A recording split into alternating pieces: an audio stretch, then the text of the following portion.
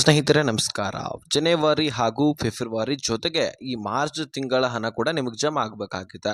ಹೌದು, ಪಿಂಚಣಿ ಯೋಜನೆಯಲ್ಲಿ ಈಗಾಗಲೇ ಹಿರಿಯ ನಾಗರಿಕರು, ವಿಧವಾ ಮಹಿಳೆಯರು ಹಾಗೆ ಅಂಗವಿಕಲರು ಎಲ್ಲರೂ ಕೂಡ ಈ ಪಿಂಚಣಿ ಇವತ್ತು ಜಮಾ ಆಗತ್ತೆ, ನಾಳೆ ಜಮಾ ಆಗತ್ತೆ ಅಂತ ಕಾಯ್ತಾನೆ ಇದ್ದಾರೆ. ಈಗಾಗಲೇ ಬಜೆಟ್ ಮಂಡನೆಗೋಸ್ಕರನೂ ಕೂಡ ಡಿಲೇ ಆಗಿತ್ತು. ಬಜೆಟ್ ಮಂಡನೆ ಆಲ್ರೆಡಿ ಮುಗಿದು ಹೋಗಿದೆ.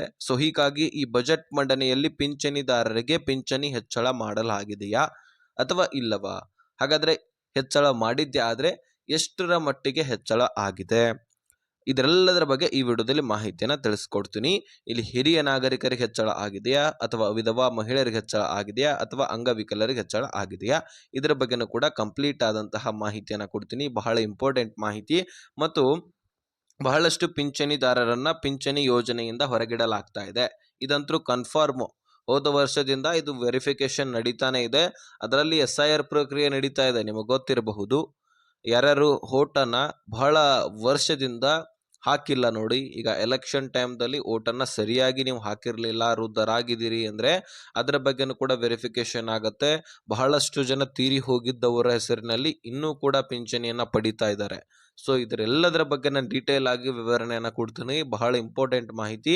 ನಿಮಗೆ ಪಿಂಚಣಿ ಕಂಟಿನ್ಯೂ ಆಗಿ ಬರ್ಬೇಕಂದ್ರೆ ಅಥವಾ ಪಿಂಚಣಿ ನಿಂತು ಹೋಗಿತ್ತೆ ಅಂದ್ರೆ ಅದನ್ನ ನೀವು ಮತ್ತೆ ಕಂಟಿನ್ಯೂ ಆಗಿ ಪಡ್ಕೊಳ್ಬೇಕಂದ್ರೆ ಏನ್ ಮಾಡಬೇಕು, ಅದರೆಲ್ಲದರ ಬಗ್ಗೆ ಈ ವಿಡಿಯೋದಲ್ಲಿ ಮಾಹಿತಿ ಸಿಗತ್ತೆ. ನೀವು ಏನ್ ಮಾಡಬೇಕು, ವಿಡಿಯೋವನ್ನ ಕೊನೆವರೆಗೂ ವಾಚ್ ಮಾಡಿದ್ರೆ ಸಾಕು. ಸಬ್ಸ್ಕ್ರೈಬ್ ಮಾಡಿಲ್ಲ ಅಂದ್ರೆ ಅದಕ್ಕೆ ಸಬ್ಸ್ಕ್ರೈಬ್ ಮಾಡಿ, ನೋಟಿಫಿಕೇಶನ್ ಆಲ್ ಅಂತ ಸೆಟ್ ಮಾಡ್ಕೊಳ್ಳಿ. ಸ್ನೇಹಿತರೆ, ಈ ಪಿಂಚಣಿ ಯೋಜನೆಯಲ್ಲಿ ಬಹುತೇಕ ಈಗಾಗಲೇ ಲಕ್ಷಾಂತರ ಫಲಾನುಭವಿಗಳನ್ನ ತೆಗೆದುಹಾಕಿದ್ದಾರೆ. ಸರಿಸುಮಾರು ನಮಗೆ ಸಿಕ್ಕಂತಹ ಮಾಹಿತಿ ಪ್ರಕಾರ ಹೋದ ವರ್ಷದ ಒಂದು ಜೂನ್ ಜುಲೈ ತಿಂಗಳಿನಲ್ಲಿ ಸುಮಾರು 23 ಲಕ್ಷಕ್ಕಿಂತ ಹೆಚ್ಚಿನ ಪಿಂಚಣಿದಾರರನ್ನ ಹೊರಗಿಡಲಾಗಿದೆ. ಯಾಕೆ ಅಂತ ಕೇಳೋದಾದ್ರೆ, ನಮ್ಮ ರಾಜ್ಯದಲ್ಲಿ ಕೋಟಿಗಟ್ಟಲೆ ಪಿಂಚಣಿದಾರರಿದ್ದಾರೆ, ಓಕೆ. ಆದ್ರೆ ಅದರಲ್ಲಿ ಸಾಕಷ್ಟು ಜನ ತೀರಿ ಹೋಗಿದ್ರು ಸಹಿತ ಅವರ ಹೆಸರಿನಲ್ಲಿ ಇನ್ನೂ ಕೂಡ ಪಿಂಚಣಿಯನ್ನ ಪಡ್ಕೊಳ್ತಾ ಇದ್ದಾರಂತೆ. ಈಗ ಗೃಹಲಕ್ಷ್ಮಿಯಲ್ಲಿ ಕೂಡ ಇದೇ ಒಂದು ಮಾಹಿತಿ ಸಿಕ್ಕಿರ್ತಕ್ಕಂಥದ್ದು. ಬಹಳಷ್ಟು ಗೃಹಲಕ್ಷ್ಮಿಯರು ಅಂದ್ರೆ ಮುಖ್ಯಸ್ಥೆಯರು, ಅದರಲ್ಲಿ ಹಿರಿಯರು ತೀರಿ ಹೋಗಿದ್ರು ಸಹಿತ ಅವರ ಹೆಸರಿನಲ್ಲಿ ಇನ್ನೂ ಪಿಂಚಣಿ ಪಡ್ಕೊಳ್ಳೋದು, ಗೃಹಲಕ್ಷ್ಮಿ ದುಡ್ಡನ್ನ ಪಡ್ಕೊಳ್ಳೋದು, ಈ ರೀತಿ ಬಹಳಷ್ಟು ಕಡೆ ನಡೀತಾ ಇದೆ ಅಂತೆ. ಹೀಗಾಗಿ ಸರ್ಕಾರ ವೆರಿಫಿಕೇಶನ್ ಮಾಡಿ ಯಾರು ಬದುಕಿಲ್ಲ ಅವರ ಹೆಸರಿನನ್ನ ತೆಗೆದುಹಾಕಿ ರೇಷನ್ ಕಾರ್ಡ್ನಲ್ಲಿ ನಿಮ್ಮ ಮನೆಯಲ್ಲಿರ್ತಕ್ಕಂತಹ ಮತ್ತೊಬ್ಬ ಹೆಣ್ಣು ಮಕ್ಕಳ ಹೆಸರನ್ನ ಮುಖ್ಯಸ್ಥೆಯನ್ನಾಗಿ ಸೇರ್ಪಡೆ ಮಾಡಿ. ನಾವು ಮತ್ತೆ ಎಂದಿನಂತೆ ದುಡ್ಡು ಜಮಾ ಮಾಡ್ತೀವಿ, ತೊಂದರೆ ಇಲ್ಲ. ಆದ್ರೆ ನೀವು ತೀರಿ ಹೋಗಿದ್ರೆ ಸಹಿತ ಅದೇ ರೀತಿಯಾಗಿ ದುಡ್ಡನ್ನ ಪಡ್ಕೊಳ್ತಾ ಹೋದ್ರೆ ನಾವು ಖಂಡಿತವಾಗ್ಲೂ ದುಡ್ಡನ್ನ ಜಮಾ ಮಾಡೋದಿಲ್ಲ ಅಂತ ಸರ್ಕಾರ ಹೇಳ್ತಾ ಇದೆ. ಅದರಲ್ಲಿ ಬಹಳಷ್ಟು ಫಲಾನುಭವಿಗಳು ಏನ್ ಮಾಡ್ತಾ ಇದ್ದಾರೆ, ತೀರಿ ಹೋಗಿದ್ರು ಸಹಿತ ದುಡ್ಡನ್ನ ಪಡ್ಕೊಳ್ಳೋದು, ಅವ್ರ ಹೆಸರಲ್ಲಿ ರೇಷನ್ ಅನ್ನ ಪಡ್ಕೊಳ್ಳೋದು, ಪಿಂಚಣಿ ಪಡ್ಕೊಳ್ಳೋದು ಮಾಡ್ತಾ ಇರುವಂತಹ ಕಾರಣಕ್ಕಾಗಿ ಎಲಿಜಿಬಲ್ ಇದ್ದಂತವರ ಮೇಲೆ ಅನುಮಾನ ಬಂದರೂ ಸಹಿತ ಸರ್ಕಾರ ಅವರನ್ನು ಕೂಡ ತೆಗೆದಾಕ್ತಾ ಇದೆ. ನೀವು ಎಲಿಜಿಬಲ್ ಇರ್ತೀರಿ, ಆದ್ರೂ ಸಹಿತ ಸರ್ಕಾರ ನಿಮ್ಮನ್ನ ತೆಗೆದಾಕಿರತ್ತೆ. ಅದಕ್ಕೆ ಸರ್ಕಾರ ಏನ್ ಹೇಳ್ತಾ ಇದೆ ಅಂದ್ರೆ, ನೀವು ಎಲಿಜಿಬಲ್ ಇದ್ರು ನಾವು ತೆಗೆದಾಕಿದೀವಿ, ಓಕೆ. ಆದ್ರೆ ನಿಮಗೆ ಮತ್ತೆ ಪಿಂಚಣಿಯನ್ನ ಪಡ್ಕೊಳ್ಳುವಂತಹ ಚಾನ್ಸ್ ಇದೆ. ನೀವು ಒಂದು ಕೆಲಸ ಮಾಡಬೇಕು ಅಂತ ಸರ್ಕಾರ ಹೇಳ್ತಾ ಇದೆ. ಹೌದು, ನಿಮ್ಮ ಜೀವಿತ ಪ್ರಮಾಣ ಪತ್ರ, ಲೈಫ್ ಸರ್ಟಿಫಿಕೇಟ್ ಅಂತ ಕರಿತೀವಿ ನಾವು ಅದನ್ನ. ಈ ಲೈಫ್ ಸರ್ಟಿಫಿಕೇಟ್ ಅನ್ನ ನೀವು ಯಾವ ಬ್ಯಾಂಕ್ ಅಕೌಂಟ್ ಅನ್ನ ಪಿಂಚಣಿ ಯೋಜನೆಗೆ ಲಿಂಕ್ ಮಾಡಿಸಿರ್ತೀರಿ ಅಥವಾ ಗೃಹಲಕ್ಷ್ಮಿ ಯೋಜನೆಯಲ್ಲಿನೂ ಕೂಡ ಇದೇ ರೀತಿ ಆಗಿದ್ರೆ ಅಲ್ಲಿ ಕೂಡ ಗೃಹಲಕ್ಷ್ಮಿ ಯೋಜನೆಗೆ ಯಾವ ಬ್ಯಾಂಕ್ ಅಕೌಂಟ್ ಅನ್ನ ಲಿಂಕ್ ಮಾಡಿಸಿರ್ತೀರಿ, ಆಯಾ ಬ್ಯಾಂಕ್ಗೆ ಹೋಗಿ ನಿಮ್ಮ ಲೈಫ್ ಸರ್ಟಿಫಿಕೇಟು, ಜೀವಿತ ಪ್ರಮಾಣ ಪತ್ರ ನೀವೇ ಖುದ್ದಾಗಿ ಹೋಗಿ ಸಬ್ಮಿಟ್ ಮಾಡಿದ್ರೆ ಮತ್ತಷ್ಟು ಬೆಟರು. ಒಂದು ವೇಳೆ ನೀವು ಅಂಗವಿಕಲರಿದ್ರಿ ಅಥವಾ ವಯಸ್ಸಾಗಿದೆ, ನಿಮ್ಗೆ ಹೋಗ್ಲಿಕ್ಕೆ ಆಗ್ತಾ ಇಲ್ಲ ಅಂದ್ರೆ ನಿಮ್ಮ ಮನೆಯಲ್ಲಿರ್ತಕ್ಕಂತಹ ಕುಟುಂಬಸ್ಥರನ್ನ ಕಳುಹಿಸಿ ವಿಡಿಯೋ ಕಾಲ್ನ ಮುಖಾಂತರ ಕನ್ಫರ್ಮ್ ಮಾಡಿದ್ರೆ ಸಾಕು. ನಿಮಗೆ ಖಂಡಿತವಾಗ್ಲೂ ಮತ್ತೆ ಪಿಂಚಣಿ ಜಮಾ ಆಗಲಿಕ್ಕೆ ಪ್ರಾರಂಭವಾಗುತ್ತೆ. ಹಾಗೆ ಗೃಹಲಕ್ಷ್ಮಿ ಯೋಜನೆಯು ದುಡ್ಡು ಕೂಡ ಜಮಾ ಆಗಲಿಕ್ಕೆ ಪ್ರಾರಂಭವಾಗುತ್ತೆ. ಇದು ಬಹಳಷ್ಟು ಪಿಂಚಣಿ ಯೋಜನೆಯಲ್ಲಿನೇ ಅನ್ವಯಿಸುತ್ತೆ. ಲಕ್ಷಾಂತರ ಫಲಾನುಭವಿಗಳು ಫೇಕ್ ಡಾಕ್ಯುಮೆಂಟ್ಸ್ಗಳಿಂದ ಅಪ್ಲೈ ಮಾಡಿ ಪಿಂಚಣಿ ಪಡಿತಾ ಇದ್ರು. ಜೊತೆಗೆ ಈ ರೀತಿ ತೀರಿ ಹೋಗಿದ್ರು ಸಹಿತ ಅವರ ಹೆಸರಿನಲ್ಲಿ ದುಡ್ಡನ್ನ ಪಡ್ಕೊಳ್ತಾ ಇದ್ರು. ಹೀಗಾಗಿ ಇದು ಸರ್ಕಾರದ ಗಮನಕ್ಕೆ ಬಂದು ಬಿಟ್ಟಿದೆ. ಅದಕ್ಕೆ ಒಂದು ಕ್ರಮವನ್ನ ಕೈಗೊಂಡು ಬಿಟ್ಟಿದೆ. ಅದರಲ್ಲಿ ಈಗ SIR ಪ್ರಕ್ರಿಯೆ ನಡೀತಾ ಇದೆ. ಬಾಂಗ್ಲಾದೇಶಿಯ ನುಸುರುಕೋರರು ಅಂತ ಹೇಳ್ಬೋದು ನಾವು. ಅಲ್ಲಿಯ ಪ್ರಜೆಗಳು ನಮ್ಮ ದೇಶದಲ್ಲಿ ಬಂದು ನೆಲೆ ಊರ್ತಾ ಇದ್ದಾರೆ. ಹಾಗಾದ್ರೆ ನಾವು ನಮ್ಮ ದೇಶ ಬಿಟ್ಟು ಬೇರೆ ದೇಶಕ್ಕೆ ಹೋಗೋಣವಾ? ಯಾಕಂದ್ರೆ ಆ ದೇಶದವರು ನಮ್ಮ ದೇಶಕ್ಕೆ ಬಂದು ದುಡಿಮೆ ಮಾಡಿಕೊಂಡು ಹೋಗಬಹುದು. ಆದ್ರೆ ಇಲ್ಲೇ ಬಂದು ಇಲ್ಲೇ ನೆಲೆ ಊರಿಸಿ ನಾವು ಭಾರತೀಯರೇ ಎಂದು ಸುಳ್ಳು ಹೇಳಿ ತಮ್ಮ ಬೇಕಾದ ಪಕ್ಷಕ್ಕೆ ಓಟು ಹಾಕೋದು, ಇಲ್ಲಿಯ ಸಮಾಜದಲ್ಲಿ ಅವ್ಯವಸ್ಥೆಯನ್ನ ತರೋದು, ಈಗ ಗಲಭೆಗಳನ್ನ ಎಬ್ಬಿಸೋದು, ಈ ರೀತಿ ಮಾಡ್ತಾ ಇದೆ. ಅದರಲ್ಲಿ ನಮಗೆ ಸ್ನೇಹ ಭಾವದಿಂದ ಇರ್ತಕ್ಕಂತಹ ದೇಶದ ಪ್ರಜೆಗಳು ಇಲ್ಲಿ ಬಂದು ವ್ಯವಹಾರನೋ ಅಥವಾ ಕೆಲಸ ಕಾರ್ಯಗಳನ್ನು ಮಾಡ್ತಾ ಇದ್ರೆ ಯಾವುದೇ ತೊಂದರೆ ಇಲ್ಲ.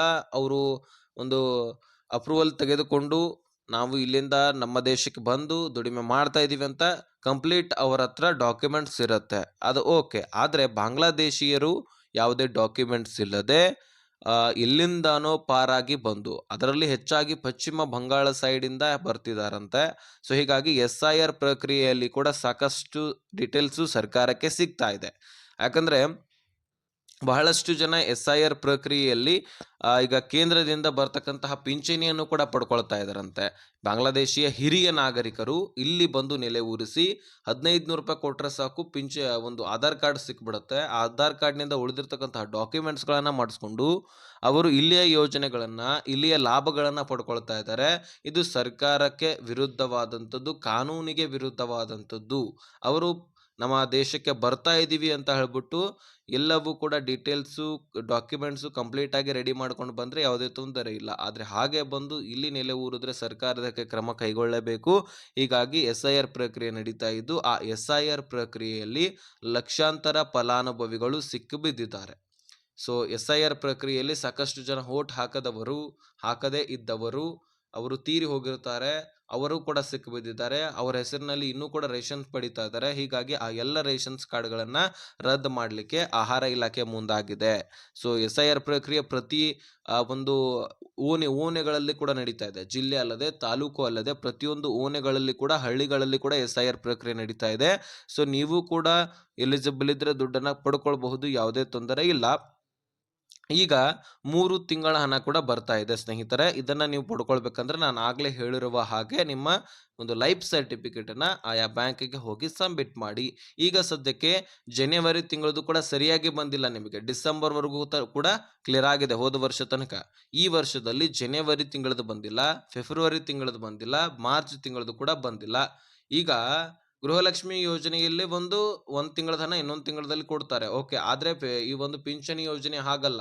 ಮಾರ್ಚ್ ತಿಂಗಳು ಪ್ರಾರಂಭವಾಯಿತು ಅಂದ್ರೆ ಮಾರ್ಚ್ ತಿಂಗಳ 5ನೇ ತಾರೀಕು ಒಳಗಾಗಿ ಈ ಒಂದು ಪಿಂಚಣಿ ಒಂದು ವೇತನವನ್ನ ಕ್ಲಿಯರ್ ಮಾಡಬೇಕು. ಏಪ್ರಿಲ್ ತಿಂಗಳು ಪ್ರಾರಂಭವಾದ್ರೆ ಏಪ್ರಿಲ್ ತಿಂಗಳ 5ನೇ ತಾರೀಕು ಒಳಗಾಗಿ ಕ್ಲಿಯರ್ ಆಗಬೇಕು. ಆದ್ರೆ ಗ್ಯಾರಂಟಿ ಯೋಜನೆಗಳು ಬಂದಾಗಿನಿಂದ ಒಂದು ಸ್ವಲ್ಪ ತಡೆ ಆಗ್ತಾ ಇದೆ. ಸದ್ಯಕ್ಕೆ ಯಾವುದೇ ರೀತಿ ತೊಂದರೆ ಇಲ್ಲ. 3 ತಿಂಗಳ ಹಣವನ್ನ ಬಜೆಟ್ ಮಂಡನೆ ಆದ ಬಳಿಕ ಕ್ಲಿಯರ್ ಮಾಡ್ತೀವಿ ಅಂತ ಹೇಳಿದ್ರು, ಈಗ ಕ್ಲಿಯರ್ ಮಾಡ್ತಾ ಇದ್ದಾರೆ. ಆದ್ರೆ ಇಲ್ಲಿ ಪಿಂಚಣಿ ಹೆಚ್ಚಳ ಮಾಡೋದರ ಬಗ್ಗೆ ಯಾವುದೇ ರೀತಿ ಕನ್ಫರ್ಮ್ ಸರ್ಕಾರ ತಿಳಿಸಿಲ್ಲ. ನಾವು ಕಾಯ್ದು ನೋಡ್ಬೇಕಾಗಿದೆ. ಬಜೆಟ್ ಮಂಡನೆಯಲ್ಲಿ ಇದ್ರ ಬಗ್ಗೆ ಘೋಷಣೆ ಮಾಡ್ತಾರಂತ ಅನ್ಕೊಂಡಿದ್ವಿ. ಊಹೆಗಳು ಕೂಡ ಇದ್ವು. ಇದರ ಬಗ್ಗೆ ಸಚಿವೆ ಲಕ್ಷ್ಮೀ ಹೆಬ್ಬಾಳ್ಕರ್ ಅವರು ಕೂಡ ಚರ್ಚೆ ಮಾಡಿದ್ರು.